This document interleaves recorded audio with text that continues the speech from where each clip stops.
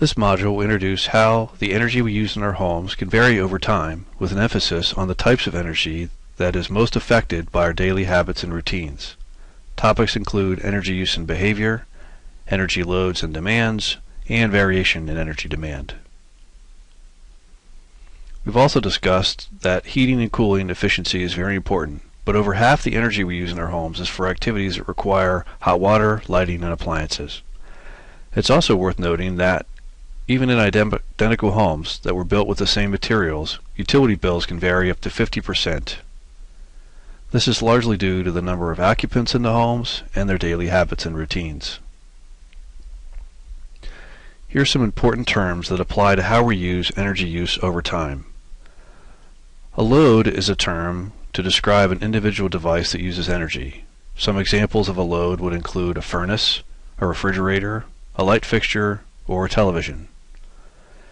Energy demand refers to how loads create a need for energy and how this need can vary over time. For example, morning showers and cooking, daytime energy use if anybody is at home during the day, and at nighttime when lights are out and a thermostat temperature is set back.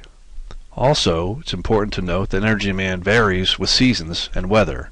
For example, air conditioning needs in the summer, heating in the winter, and drafts on windy days. Let's take a look at an example of a household's utility costs for electricity and natural gas. The costs of these two energy sources change from month to month. If you graphed these costs over the course of a year, they'd look something like this. And as you might expect, the summertime would result in high electricity costs, most likely due to air conditioning loads. Similarly, in the wintertime, gas expenses are higher due to heating loads. Home energy usage also fluctuates in a regular pattern during a 24-hour period as we go through our daily routines of washing, eating, and just hanging out. Heating and cooling and electrical loads are low at night and rise when we get up in the morning to cook breakfast and take showers. They drop back down again as some or all of the occupants go to school or go to work. And then energy demand rises back up in the evening as we cook our meals, do chores with appliances, and turn on lights.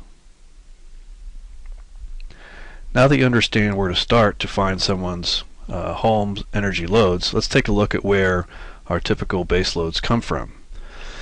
This chart shows an average of the percentages of how 66% of energy is used in homes, the remaining 33% being for heating and cooling.